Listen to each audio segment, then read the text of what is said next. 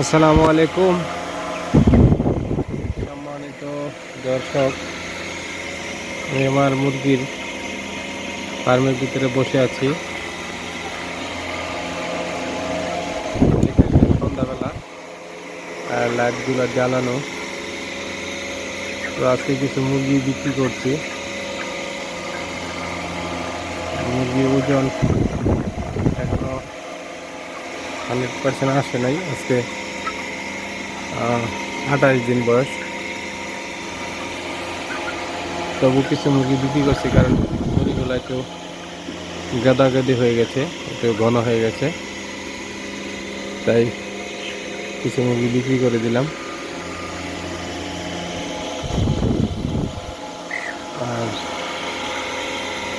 তো দোয়া করবেন আমার মুরগিগুলো যেন সুস্থ থাকে।